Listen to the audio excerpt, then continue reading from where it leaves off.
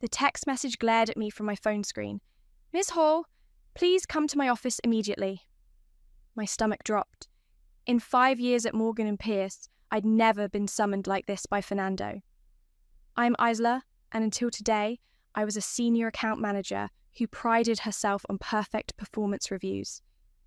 The corridor to Fernando's office felt longer than usual, each step echoing my racing heartbeat. His face was stone cold when I entered. "Sit down, Isla." "Is everything okay?" I asked, though clearly it wasn't. "We received a disturbing call this morning." Fernando's fingers drummed on his desk. "A woman claiming to be your sister informed us about your alleged substance abuse problem and frequent theft of office supplies." My world stopped spinning. "What?"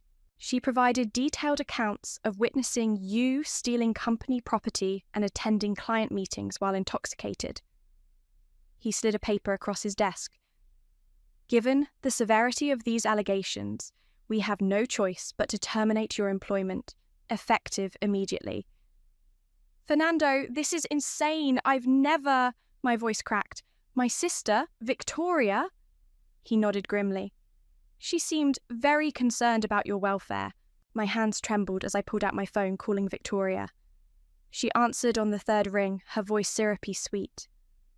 "Hey, sis, what's up?" "Why did you call my office?" I demanded, my voice echoing in Fernando's silent office. "Oh, that," she giggled. "That's just a little prank. Come on, you're always so serious about everything. Lighten up." "A prank? I just got fired." "Wait, what? No way. I thought they'd just give you a warning or something. Don't be dramatic." Fernando watched me with a mixture of pity and discomfort as I ended the call. "I can prove she's lying," I pleaded. "Check the security cameras, talk to my colleagues." "Asla," he cut me off. "Regardless of the truth, this has created a liability issue. The board has made their decision. Security will escort you to clear your desk." Walking past my colleagues' concerned faces, box in hand, I felt numb. 5 years of dedication ended because of my sister's idea of a joke. My phone buzzed with a text from Victoria. "Sorry if you're mad, but maybe this is good timing for a career change. You were getting kind of boring anyway." Back home, I sat on my couch, staring at the family photo on my wall. Victoria beamed from the centre, as always, while I stood awkwardly at the edge.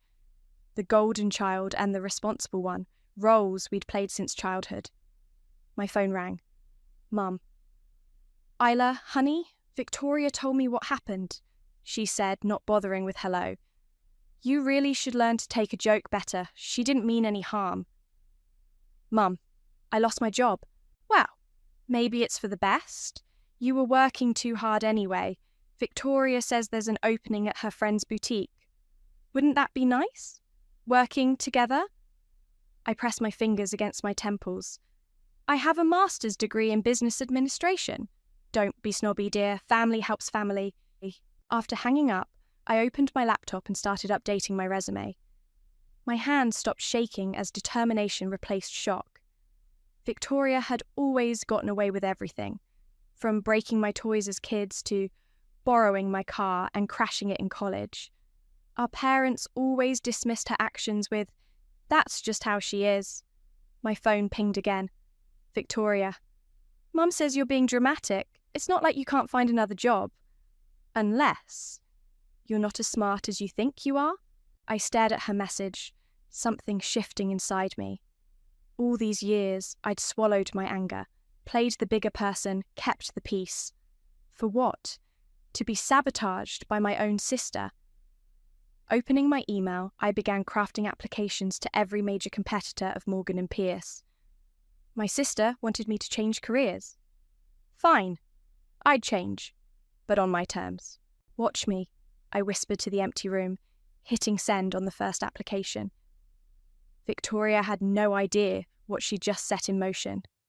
For the first time in my life, I wasn't going to let this go. I wasn't going to accept her half-hearted apology and move on. My phone buzzed again. A group chat notification.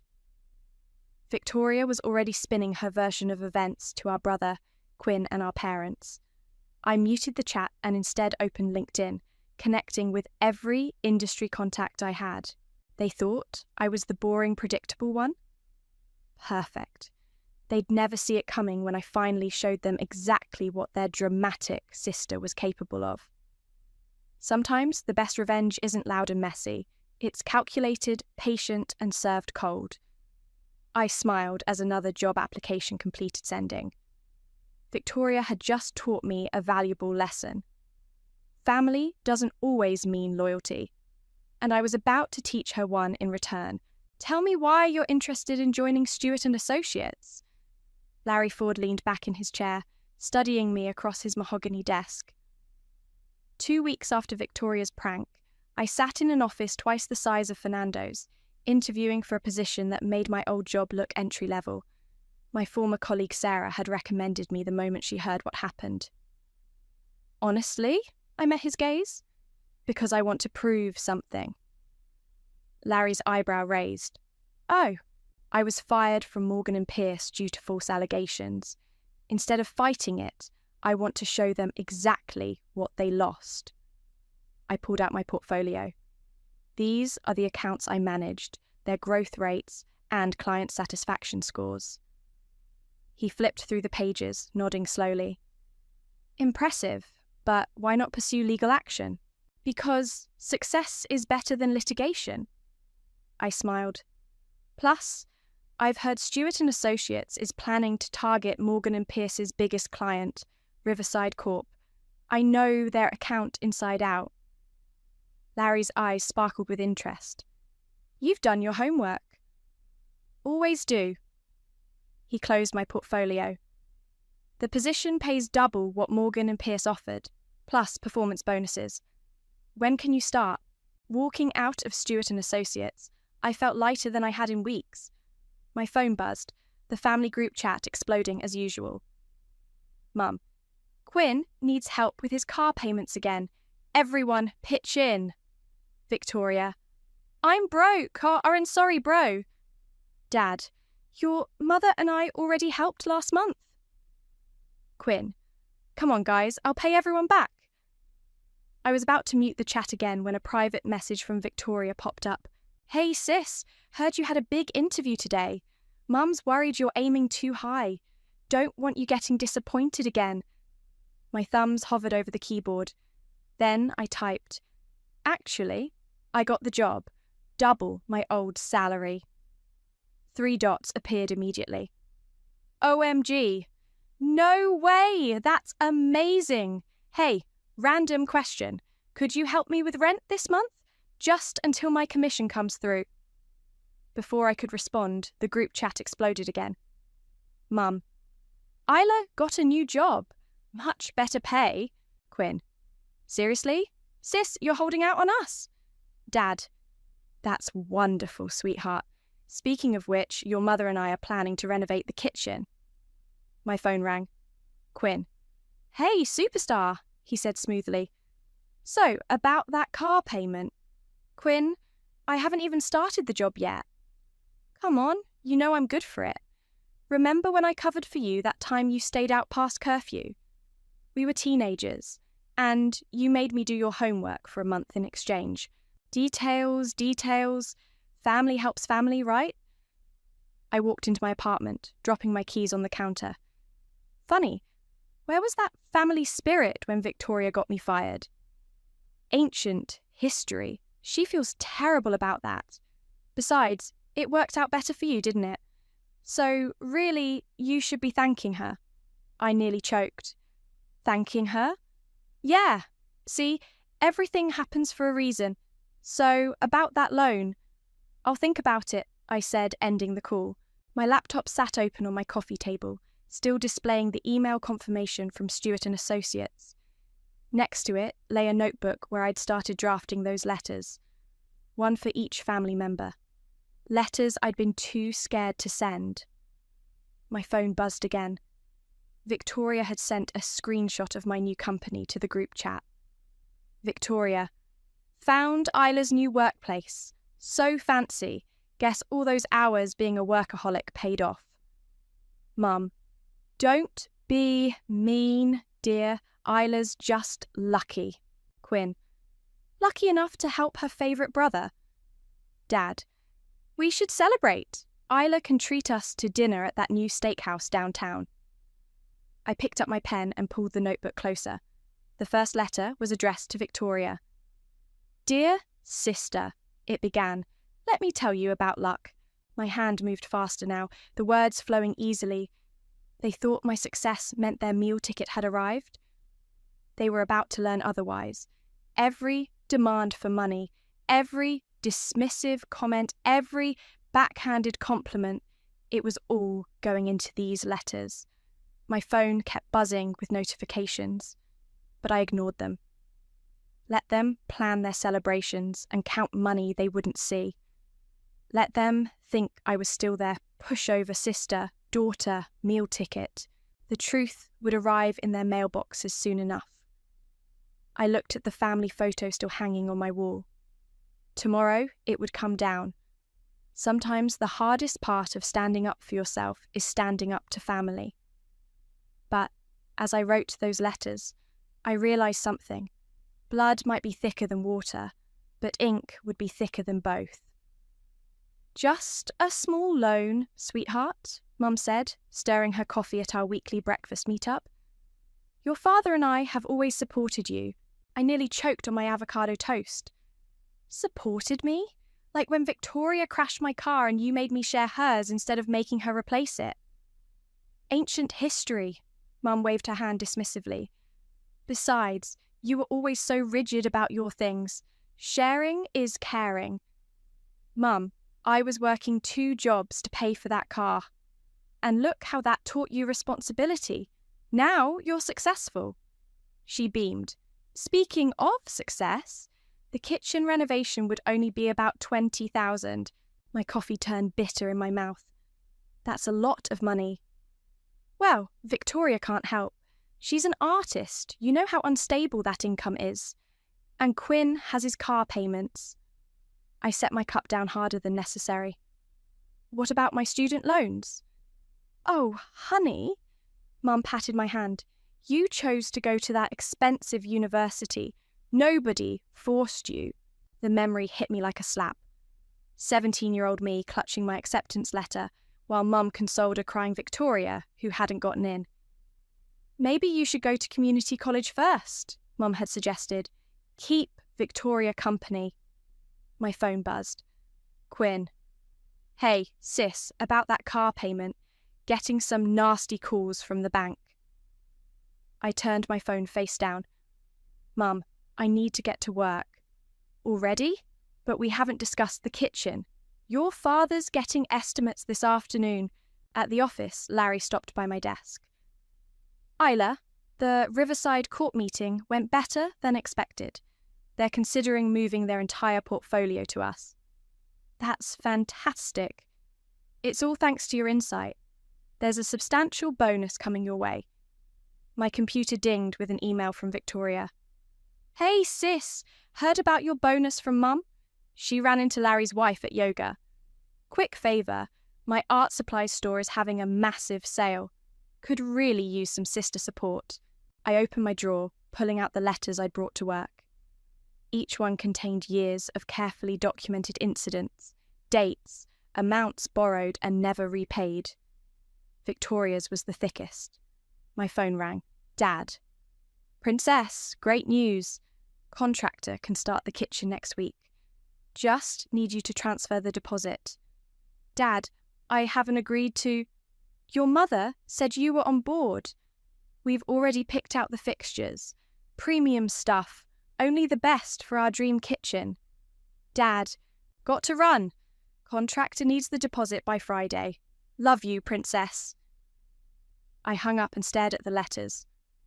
Another message popped up from Quinn. Banks threatening repossession. Need $3,000 by tomorrow. You're my only hope. Memories flooded back. Quinn borrowing my college fund for his failed startup. Victoria accidentally spilling wine on my interview suit. then offering her old cocktail dress as a replacement.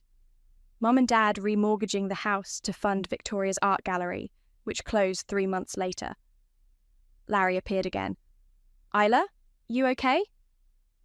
Just family stuff. He nodded knowingly. Sometimes the hardest business decisions involve family.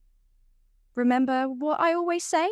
Professional boundaries protect personal relationships, I quoted. Exactly, he smiled. By the way, the bonus hits your account tomorrow. After he left, I opened my email and created a new folder labelled Family Financial Requests. I forwarded every demanding message, every guilt trip, every manipulation tactic. Each one went into the folder, dated and categorised. My phone buzzed again. The family group chat was discussing dinner plans, at an expensive restaurant, naturally. On my tab, obviously. Victoria, Isla's buying. Time to celebrate her bonus. Mum, perfect. I'll make reservations for 8. Bringing your father's golf friends too. Quinn, count me in. Sis, can you spot me some cash for a new shirt? Can't show up looking broke. I picked up the letters again, adding a final paragraph to each one. Then I pulled out fresh envelopes, addressing them carefully. Victoria's art supply store receipt from last month. For designer handbags, not art supplies. Quinn's bank statements showing gambling transactions. Mum's yoga membership cost more than my monthly student loan payment. Everything would be exposed. Every lie, every manipulation, every double standard. My hand shook slightly as I sealed the last envelope. Part of me wanted to shred them all, keep the peace, play my assigned role. But as I looked at my phone, still buzzing with entitled demands, I knew peace had always been an illusion. I stood up, letters in hand, ready to walk to the mailroom. They wanted my money. They'd get my truth instead. Sometimes the most expensive thing in life is letting people take you for granted. I was done paying that price. The postal worker raised an eyebrow at my stack of certified letters. Need signatures for delivery? Yes, I said firmly. I need to know exactly when they receive these. Back at my desk, I stared at the tracking numbers, my heart racing. 4 letters, 4 bombs of truth, ticking their way through the postal system. My phone lit up, Victoria calling. Hey, sis! Her voice dripped honey. About dinner tonight. I can't make it. I kept my voice neutral. Deadline at work. But Mum already made reservations. Everyone's coming. Quinn's bringing his new girlfriend. Dad's golf buddies. All these people were invited to celebrate my bonus, I said, but nobody asked me first. Don't be difficult, Victoria sighed. Family celebrates together. Oh, and could you transfer me some cash before dinner? My card's being weird. I checked the tracking numbers again. Her letter would arrive tomorrow. Sorry, Vic, I've got a meeting. I hung up before she could protest. Larry stopped by my desk. Everything all right? You seem distracted. Just handling some long overdue correspondence. He nodded thoughtfully. The Riverside Core transfer is almost complete. Fernando from Morgan and Pierce called this morning, quite upset about losing their biggest client. I smiled despite myself. Did he mention anything else? Just that letting you go was their biggest mistake this year. Larry grinned. I didn't tell him it was their biggest mistake this decade. My computer pinged with an email from Quinn. Sis, emergency.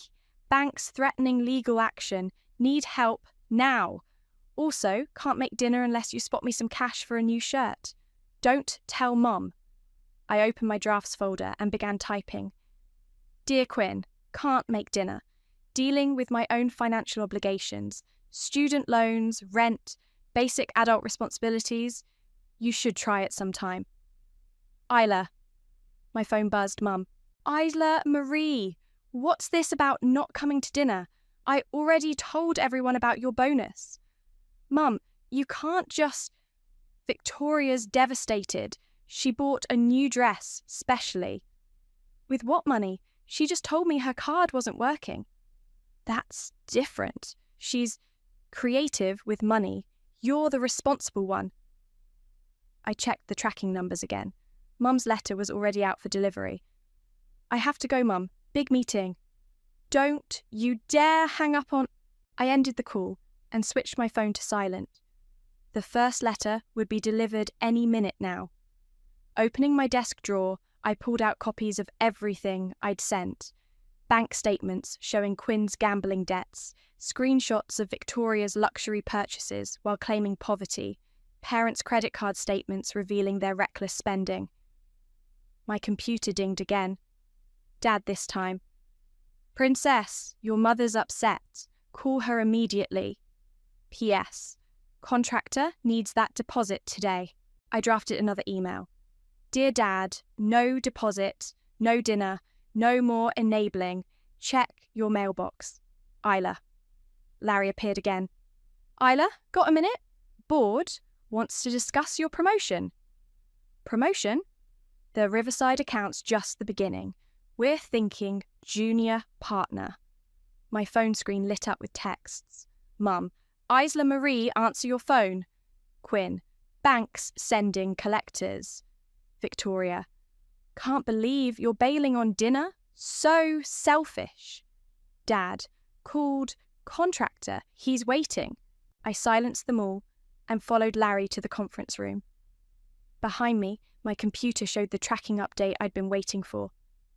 Delivered, signed by Hazel Hall. The first letter had arrived.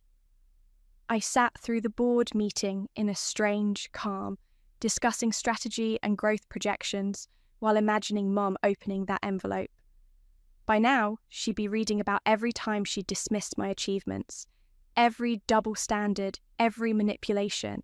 My phone kept lighting up, but I didn't check it. Let them read. Let them realize. Let them face their own reflections in the mirror I'd crafted from years of receipts, screenshots, and carefully documented lies. Back at my desk, I had 37 missed calls and counting. The second letter would arrive within hours. Dad's turn to face the truth. Larry stopped by one last time. Everything okay? Your phone's been buzzing non-stop. Just family learning some hard lessons about accountability. He nodded sagely. Sometimes the kindest thing we can do is stop protecting people from the consequences of their own actions.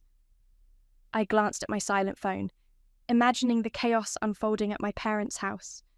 Tomorrow, Victoria and Quinn would get their letters. The full set would be complete. The truth was in the mail, and there was no returning to sender.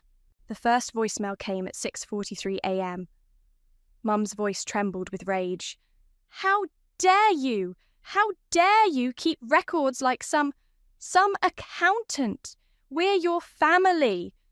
I deleted it and sipped my coffee, watching the sunrise from my apartment window. The second letter would reach Dad any minute now. My phone buzzed again.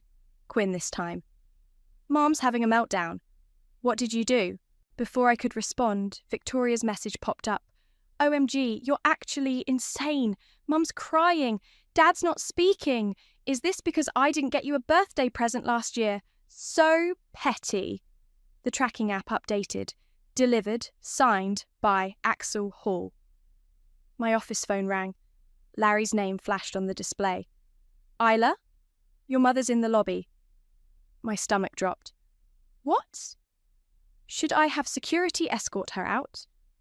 No, I'll handle it. I grabbed my laptop and headed downstairs. Mom stood in the middle of the lobby, clutching my letter, her yoga outfit clashing with the corporate atmosphere. You ungrateful child. Mum, this is my workplace. Oh, now you're embarrassed? After sending this manifesto of lies? I guided her toward a quiet corner. Everything in that letter is true. I have proof. Proof? She waved the papers. You kept receipts from 10 years ago. Who does that? Someone who knew this day would come. Your father can't even look at me. 23 years of marriage, and he never knew about the secret credit cards. Or the second mortgage you took out for Victoria's gallery. Her face reddened. She needed that opportunity. And I needed my college fund that Quinn gambled away. Funny how my needs never seemed urgent enough. We raised you better than this, she hissed. Family doesn't keep score. No, family doesn't play favourites. Family doesn't gaslight. Family doesn't... My phone buzzed. Dad's message appeared. Your mother's hysterical. Fix this, now. Another notification. Victoria's letter had been delivered. Mum's phone chimed. She checked it and went pale. Victoria's threatening to move to Europe. See what you've done? Let me guess. She needs money for the plane ticket. She's sensitive, creative. You've always been jealous of her spirit. Security was watching us now. I lowered my voice. Mum, go home. Read the letter again. Really read it. I will not. Mrs. Hall, Larry appeared beside us. I'm afraid I'll have to ask you to leave. We're about to start a board meeting. Mum straightened her yoga pants. Of course. My daughter's very important now. Too important for family. As security escorted her out, my phone exploded with notifications. Victoria had posted on social media. Some people can't handle others' success. Booking a one-way ticket to Paris. Need support from real family. Quinn replied immediately, This is messed up, sis. But since you're burning bridges, can I get that loan before you go nuclear? Bank's seriously on my case. Dad sent a simple text. Your mother's blood pressure is your responsibility now. I walked back to my office, hands shaking slightly. Larry followed. Family drama? Something like that. Take the afternoon off if you need it, but first... He smiled. The board approved your promotion. Junior partner, effective immediately. My phone buzzed again. Victoria. OMG, just got your psycho letter. Recording everything for my lawyer. Hope you're happy now that you've destroyed this family. P.S. Still need help with art supplies if you're done being crazy. I declined the call and turned to Larry. Actually, I think I'll stay. We have that strategy meeting at 2, right? He nodded approvingly. That's why you're partner material. You know how to prioritize. Back at my desk, I opened my email to find 67 new messages from family members. Subject lines ranged from, how could you, to, before you cut me off completely.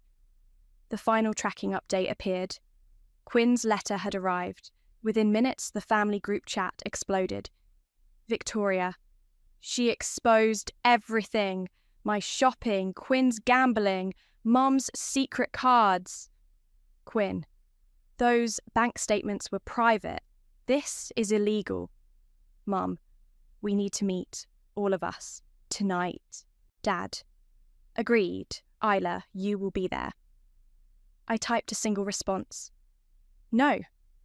Then I muted the chat, turned off my phone, and opened the file for the strategy meeting.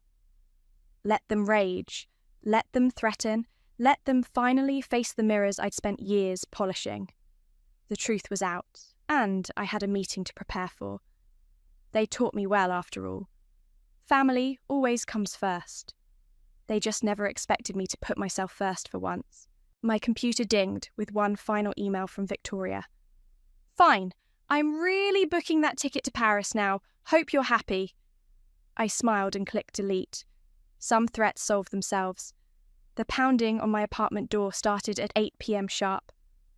Isla Marie, open this door right now, Mum's voice carried through the hallway. I took a deep breath and turned the lock. They all burst in. Mum, Dad, Victoria, with mascara-stained cheeks, and Quinn, looking unusually sober. Family intervention, Victoria announced dramatically, waving a printed copy of her letter. We're here to discuss your mental breakdown. Sit down, Dad commanded, his golf tan stark against his white-knuckled grip on his own letter. I remained standing. No. Listen here, young lady, Mum started. No, you listen. I pulled out my phone. Should I play the voicemails from the loan companies looking for Quinn? Or maybe Victoria's credit card companies? Quinn shifted uncomfortably. Those records were private. Like my college fund was private, before you borrowed it. That was different, Mum interjected. He had a business opportunity. It was gambling debts, I said flatly, just like the money he's asking for now. Quinn's face reddened. You don't know? I have the bank statements, Quinn. Every casino withdrawal. Victoria jumped up. Well, what about my reputation? My followers are worried sick. I had to tell them I'm taking a mental health break in Paris. With what money? I asked. The art supply store called. Your credit card bounced again. See? Mom gestured wildly. She needs our help. Family helps family. No, Mom. Family doesn't exploit family. Family doesn't... Oh, spare us the lecture, Victoria interrupted. Just because you got lucky with some corporate job. Lucky? I laughed. I worked 60-hour weeks while you were finding yourself on my credit card. I paid you back. With bounced checks. Dad cleared his throat. Princess, about the kitchen renovation? The kitchen is fine, Dad. Your golf membership, however, that's different. I need to network. Network? I pulled out more papers. Is that what you call losing 10,000 in club gambling last month? The room went silent. Mom turned to Dad, mouth open. You said that money went to Quinn's car. Well, Dad tugged at his collar. Quinn jumped up. Wait, I got blamed for that. Sit down, Mom shouted. This is all Isla's fault. Keeping records like some spy? No, a quiet voice said. Everyone turned. It was Quinn. She's right, Victoria gasped. Traitor! No, look! Quinn ran his hands through his hair. I do have a gambling problem. The bank's not just threatening, they're pressing charges. Mom rushed to him. Baby, why didn't you say? Because you always fix everything. He stepped away from her. But Isla's right. It has to stop. Victoria jumped up. This is ridiculous. Quinn, don't let her manipulate you. Says the sister who got me fired for a prank? I countered. That was months ago. Get over it. Like you got over not getting into my university. Is that why you sabotage everything I achieve? I don't. Victoria stopped, tears forming. I'm not. I just what? Just destroyed my career? Just maxed out my credit cards? I'm jealous, okay? She burst out. You make everything look so easy. School, work, life, while I'm just failing. The room fell silent again. Mum sank onto my couch, letter crumpling in her hands. We really are horrible, aren't we? She whispered. Dad stood up straighter. Now, let's not get carried away. No, look at these letters. Mum spread them out. Every manipulation, every guilt trip, every double standard. We did this, all of it. Victoria wiped her eyes, smearing mascara further. I never meant... the prank wasn't supposed to... To what? I asked quietly. To hurt me, to derail my life, to make yourself feel better. Quinn picked up his letter. We need help, real help, not money, actual professional help. Therapy? Victoria scoffed, then paused. Actually, maybe. Mum looked up at me. You kept these records all these years. You knew this day would come. I hoped it wouldn't. Dad cleared his throat again. The contractor, I should probably cancel. Probably, I agreed. They left one by one. Quinn first, clutching a business card for a gambling addiction counsellor. Victoria next, makeup completely ruined, mumbling about cancelling her Paris posts. Dad slipped out quietly, already on the phone with his golf club. Mom lingered at the door. We really messed up, didn't we? Yes. Can we fix this? I looked at her steadily. That depends. Are you ready to actually change? She nodded slowly, then left without another word. I closed the door behind them, listening to their footsteps fade. Sometimes the hardest conversations are the most necessary ones, and sometimes the truth, however painful, is the only path to healing. 3 weeks after the confrontation, Mum called an emergency family meeting at their house.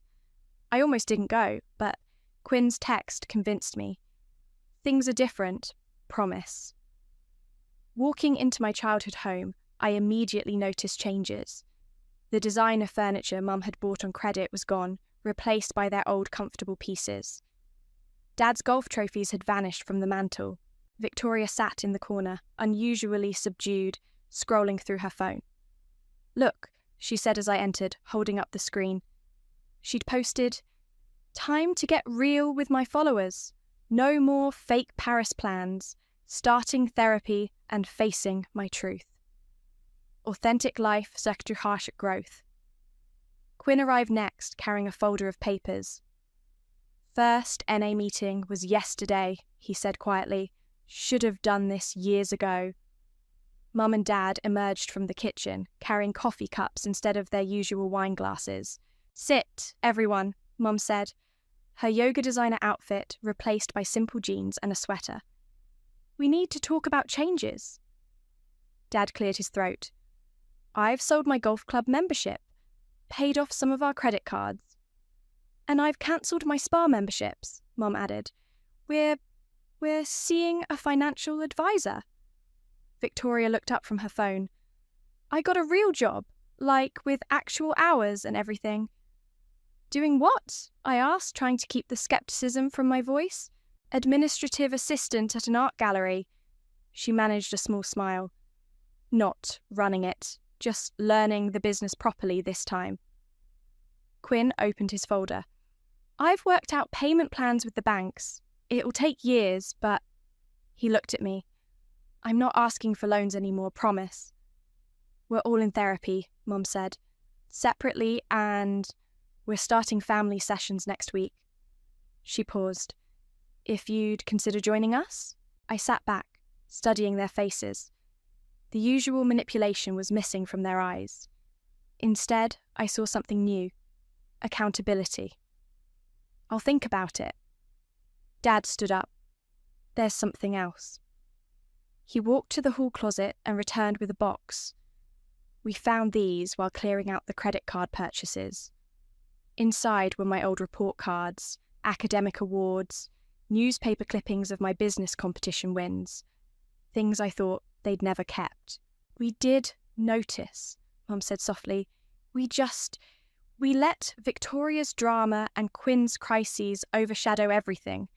It was easier than admitting we were failing as parents." Victoria moved to speak, but the doorbell interrupted. "Oh," Mum looked flustered. "That must be..." Larry Ford walked in carrying a folder. "What's he doing here?" I stood up. "Sit down, Isla," Larry said kindly. "Your family called me last week. They wanted to understand exactly what they almost cost you." He opened the folder. "Should I tell them about the partnership track you're on? The clients you've brought in? The fact that 3 other firms have tried to headhunt you?" Victoria's phone dropped to her lap. "Other companies want you?" "Your sister," Larry continued, "is one of the most talented executives I've ever worked with. The prank that got her fired from Morgan & Pierce? It cost them their biggest account and their market position." Dad's face fell. "We had no idea." "No, you didn't." Larry turned to me. "I hope you don't mind me coming. They seemed genuine in wanting to understand." Mum wiped her eyes. "We were so focused on fixing everyone else's problems, we never saw how we were hurting you." "I have something to say." Victoria stood up. I sabotaged you because I couldn't stand being the family failure anymore. But watching you succeed anyway, despite what I did, it made me realize I was the one holding myself back. Quinn nodded. We all were. Using you as our safety net meant we never had to grow up. Larry smiled. Well, my work here is done. Isla, take tomorrow off. I think your family has more to discuss. He headed for the door, then turned back. Oh, and the board meeting about your senior partnership is next week. After he left, silence fell. Mum broke it first. We can't undo what we did, she said. But we can do better going forward. Real change, not just promises. Starting with paying our own bills, Dad added. And facing our own problems, Quinn said. Victoria stood up. And celebrating your success instead of trying to sabotage it. I looked around at their faces, genuinely remorseful, finally aware of their actions. The manipulation and entitlement had been replaced by something that looked surprisingly like growth. Okay, I said finally. I'll come to family therapy, but on one condition. Anything, Mum said quickly. We do it right this time. Complete honesty. No more secrets, no more enabling, no more guilt trips. They nodded, and for the first time in years, I felt something shift. Not forgiveness, exactly. That would take time. But possibility. The possibility of a healthier family dynamic built on truth instead of manipulation. Sometimes the hardest lessons come from seeing your own reflection in someone else's mirror. And sometimes, just sometimes, that reflection can spark real change. And that concludes our quarterly family financial review, the therapist said, closing her notebook. Quinn, excellent progress on the gambling recovery. Victoria, your savings account is growing. Mr. and Mrs. Hall, your credit card debt is nearly cleared. I sat back in my chair, watching my family's proud faces. These monthly meetings had become our new normal, a chance to hold each other accountable and celebrate real progress. Isla's turn, Mum said, but without the old demanding tone. How's the senior partnership going? Actually, I pulled out some papers. I wanted to discuss something with everyone. Victoria tensed. You're not moving away, are you? No, I smiled. I'm starting my own consulting firm. Larry's backing me as a silent partner. Instead of immediate demands for jobs or money, my announcement was met with thoughtful silence. That's incredible, Quinn said finally. You always were the entrepreneurial one. Remember her lemonade stand? Dad chuckled. She made enough to buy her own bicycle while Victoria was giving free drinks to cute boys. Victoria laughed. Actually, laughed at the memory. And Quinn kept drinking the inventory.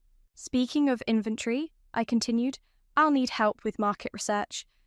Victoria, your social media expertise could be useful. Paid consultancy, of course. Proper contract and everything. Her eyes widened. You trust me? After everything? You've earned it. Your gallery work shows you've changed. Mum started to speak, probably to suggest Dad's involvement, but caught herself. That's wonderful, dear. Let us know if you need anything. Emotional support, not money, she added quickly. The therapist smiled. This is excellent progress. Shall we discuss holiday plans? Last year's boundaries worked well. Actually, Quinn spoke up, I have an announcement too. He pulled out his 9-month sobriety chip. The bank agreed to drop charges since I've stuck to the payment plan. And I'm leading a support group for other gambling addicts. Dad reached for his wallet, an old habit, then stopped himself. Instead, he simply said, I'm proud of you, son. Victoria raised her hand like a schoolgirl. My turn. The gallery offered me a promotion. Assistant manager with a real salary. No more exposure payments or commission-only tricks. That's wonderful, Mum beamed, then turned to me. Isla, remember when you said we needed to face our true reflections? You were right. These meetings, the therapy, the accountability, it saved our family. Speaking of accountability, Dad added, the house is officially mortgage-free. No more secret loans or credit cards. The therapist made a final note. This seems like a natural conclusion to our family sessions. You've all developed healthy boundaries and communication skills. Would you like to schedule follow-ups quarterly instead of monthly? We looked at each other, a silent understanding passing between us. The old dynamics were gone. No more enabler and enabled, no more golden child and scapegoat, no more manipulation and guilt. I think we're ready, I said. Outside the therapist's office, Victoria grabbed my arm. Hey, about that social media consultancy, I actually have some ideas, real ones, not schemes. Could I pitch them to you? Over coffee, maybe? I'd like that. Quinn checked his watch. Got to run, leading a meeting tonight. Dad, need a ride to your book club? Dad nodded. The golf clubs had been replaced by a passion for reading, a much cheaper and healthier hobby. Mum hugged me, a real hug without the old passive-aggressive pat. Dinner this Sunday? I'm cooking. Nothing fancy, just family time. Sure, Mum, I'll bring dessert. As they left, I checked my phone. A message from Larry. Board approved your resignation. Ready to be your own boss? I looked up at my family getting into their separate cars, each going to their own lives, their own responsibilities, their own achievements. No more codependency, no more enabling, no more toxic patterns. Victoria turned back. Coffee tomorrow at 10? That new place on Main? Perfect. Bring those ideas. And Isla? She hesitated. Thank you. For not giving up on us, even when we deserved it. I watched them drive away, remembering the letters that had started this journey. They'd been bombs of truth, but from their explosion had grown something unexpected. A real family built on respect instead of obligation, support instead of enabling, truth instead of manipulation. My phone buzzed again. A family group chat message from Quinn. Proud of everyone today. We've come so far. Mum replied with a simple heart emoji. No guilt trip, no demands, just love. I smiled and typed, see you Sunday.